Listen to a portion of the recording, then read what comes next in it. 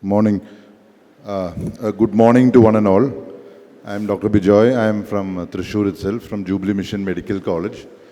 So, one of the most important aspects of anesthesia practice today is the medico-legal aspects of it.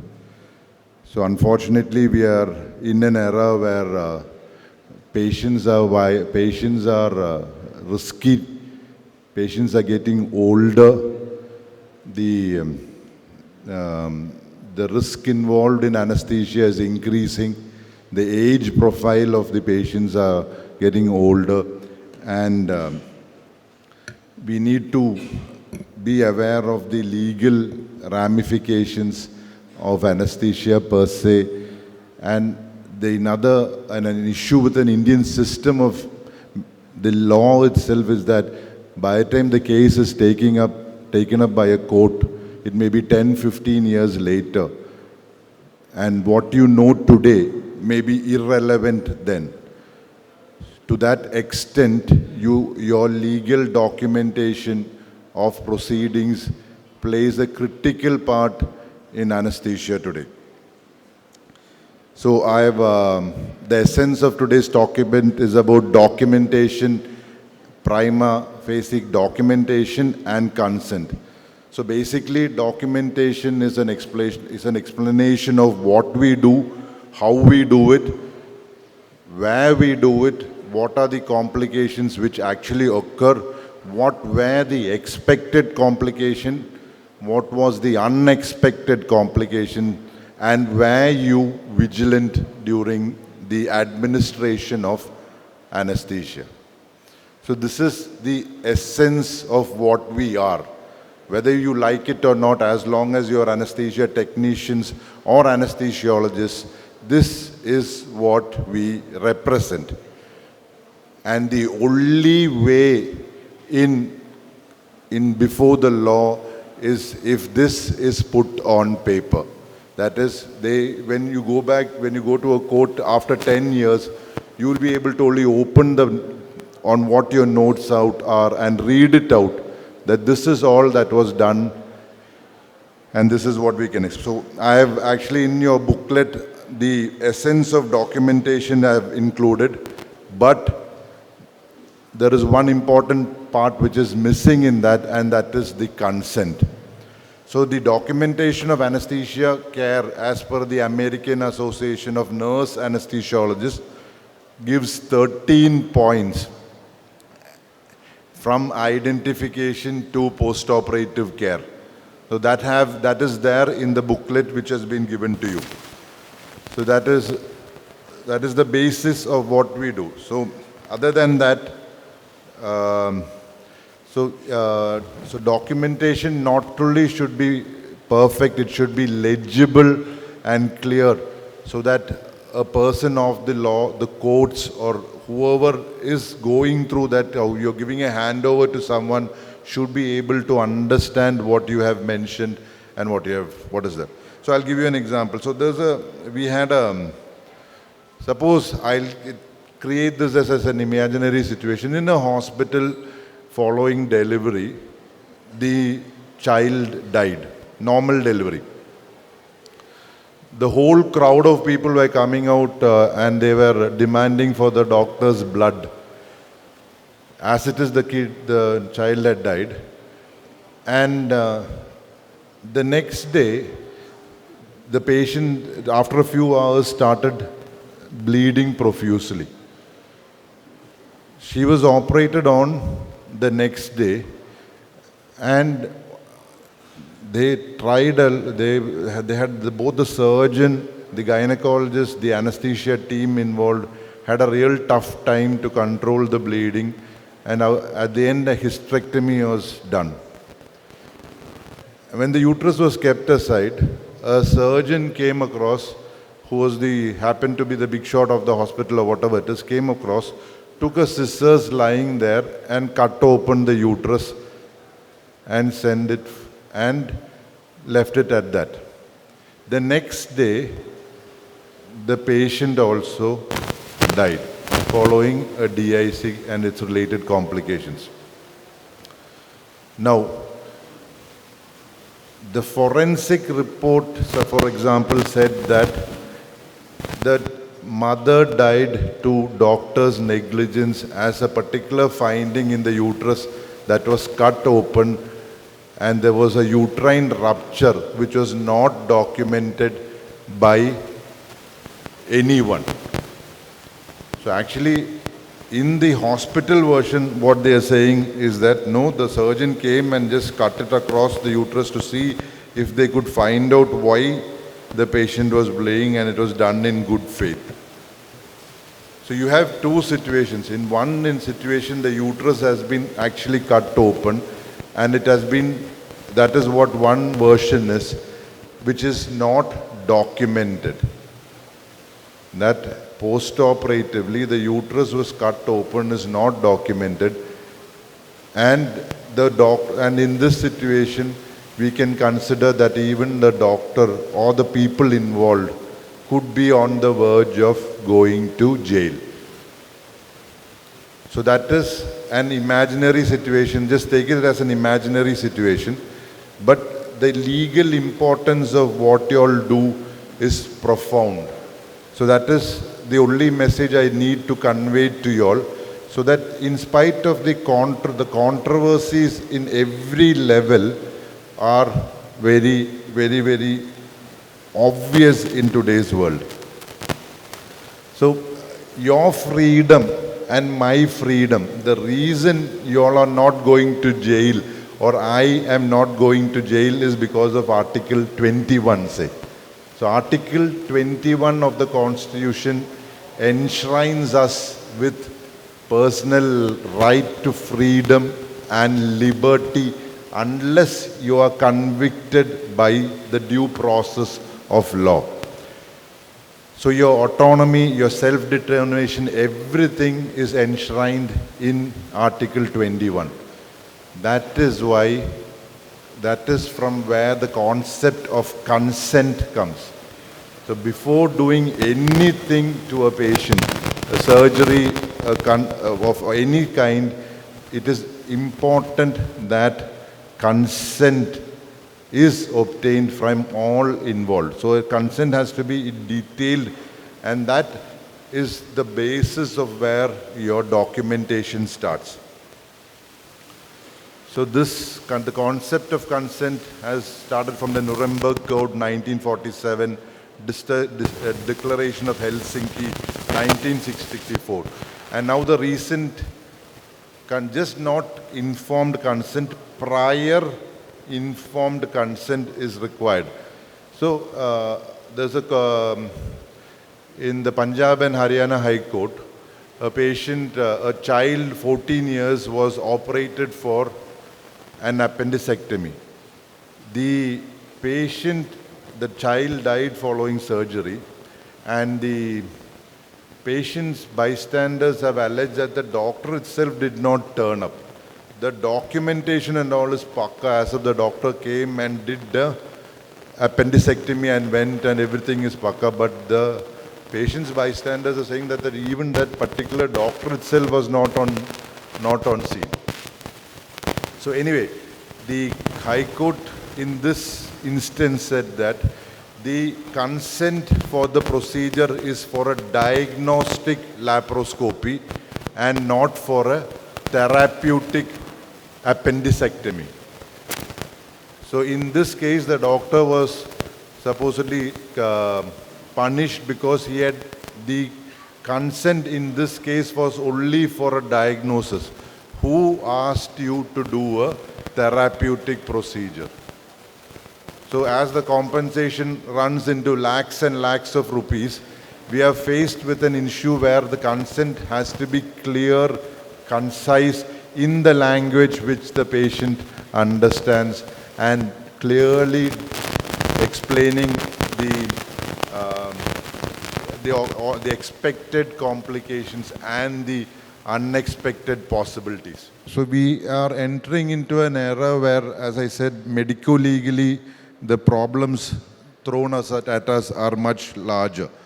So consent is the only principle that runs through all aspects of medical practice.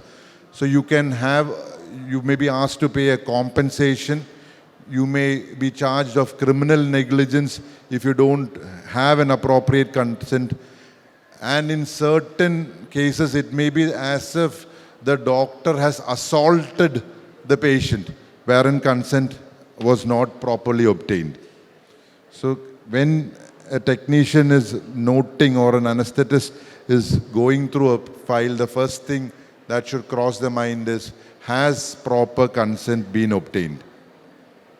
So we have the MCI, now it's the NMC, probably the guidelines for operations. Before performing an operation, the physician should obtain in writing the consent from the husband or wife, parent or guardian in the case of a minor, or the patient himself as the case may be. In an operation which may result in sterility, the consent of both husband and wife is needed. So the ISA, some years back, ISA Thrissur chapter had brought out a format on how to obtain an appropriate consent. That has been put here. So now, from an international perspective, since many of you all will be planning to go abroad and all that, so the anesthesia care documentation goes through many different steps. For example, we will divide that into a required, wherein in each and every instance you have to document, and others as indicated.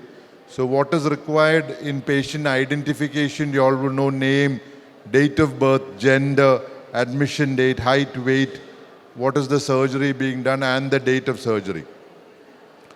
Now in your PAC, you would have to, in the operation theatre, you have to note down the change in overall health assessment if a PAC was done earlier. So if the patient is coming, did not have fever 2 days back and had fever now, and it is the process which you need to do, then that has to be documented.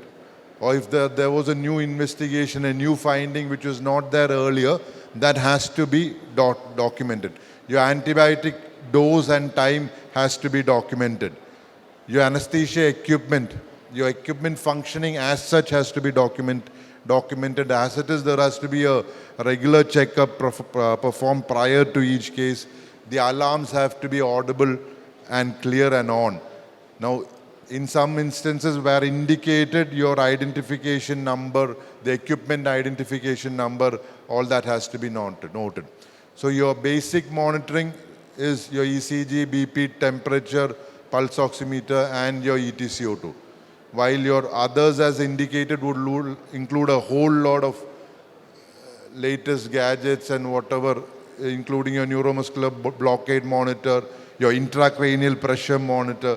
Depending on what facilities you are using, all that has to be documented. Or it has not been used. Simple as that. It has not been documented legally, it has not been used.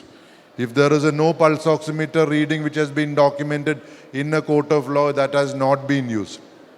That's how important it is.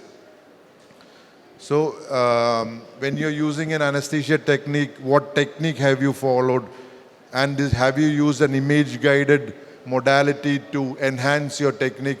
That has to be documented. So there is, in every aspect of anesthesia, there is a required part of documentation, and a documentation where you have gone beyond that needs to also be documented. Obviously, your airway management, what type of tube you used, what did you fix it with, what level was it fixed, what is the airway used, what was the monitoring parameters you saw after intubation, that needs to be documented.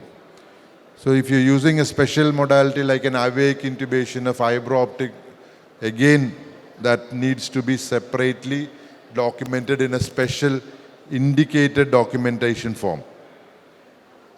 Your ventilation modes and rates, your medications which you have used, all that. See, basically what happens is that we, even a drug like cefotaxime or Taxim or something like that, very often what happens is that if a test dose has not been given, a test dose has not been documented, you are legally liable when someone else has given the drug in the theater. In an operation theater in which I happened to be, I suddenly noticed the smell of formalin. For example, I'll just say, take this as another imaginary case. So what happened is that the technician going around had actually seen a bottle of labeled as normal saline kept on a window.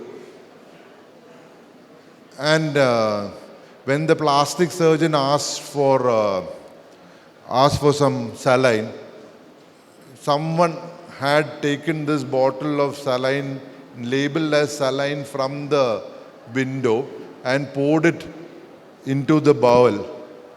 And actually that bottle labeled as saline contained formalin.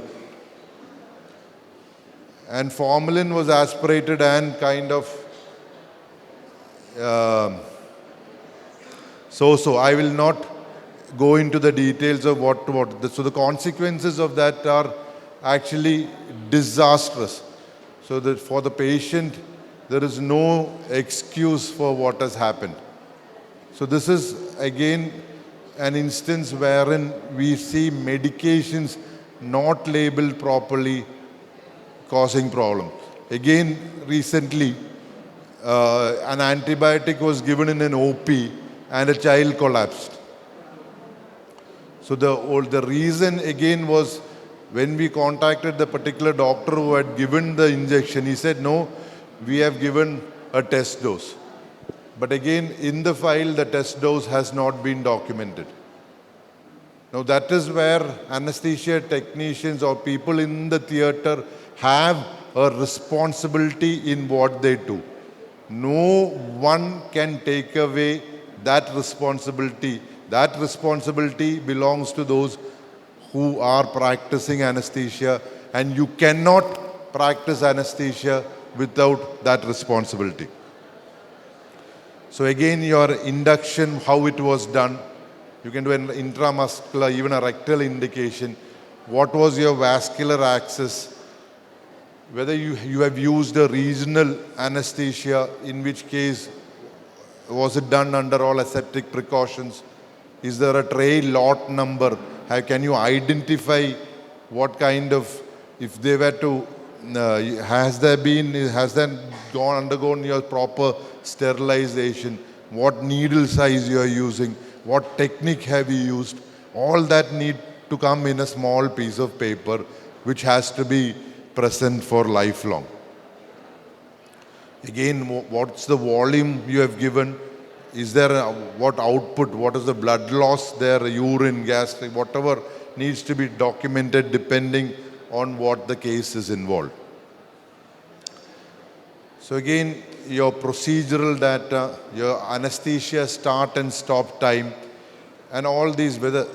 So recently, a patient, the next post-operative day, the patient collapsed and died.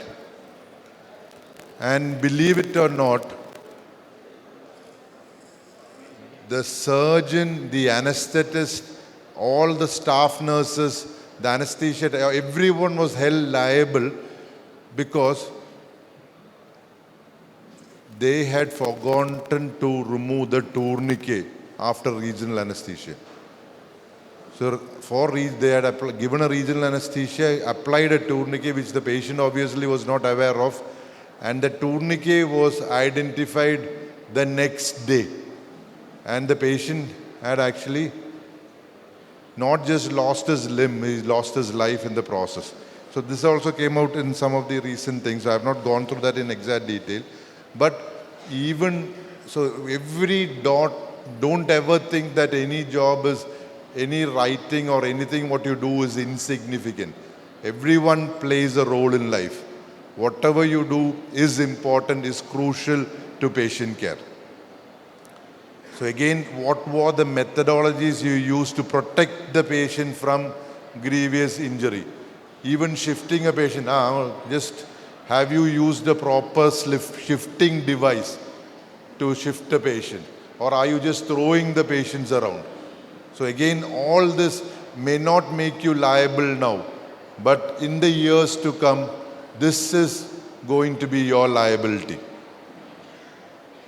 So again, every document should be signed properly, should have a comment section which includes what the difficulties you faced.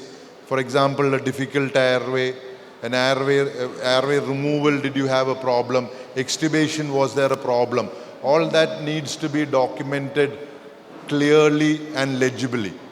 Again, your transport to your PACU or your ICU, and the level of consciousness, are you using a scoring system like the Alred score? Then that needs to be clearly marked when shifting a patient to the ICU.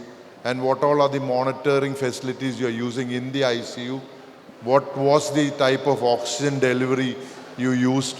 Is it a simple mask? Is it something else? And what was the position in the recovery? All those things need to be clearly documented in your anesthesia record. So I was actually planning to put forward an ideal anesthesia chart and all that, but there's nothing really too ideal about anything. So you need to have basically at least four different formats in anesthesia. One is your pre-anesthetic checkup. Before that is your consent at each and every level in both English or in a language in which both the doctor and the patient understands.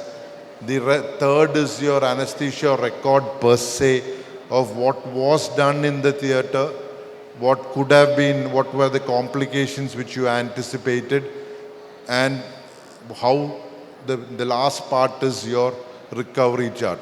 So 4 critical aspects of documentation would be your consent, pre-anesthetic checkup, your documentation per se in the theatre, and the 4th part would be your recovery room chart. All this is the duty of the anesthetist and the anesthesia technician, and it is a big responsibility. And I think the Baburaj sir and the rest will be talking on the ethics of what anesthesia comes and how it is important to maintain a decorum in the theatre. So this is where decorum starts. Thank you.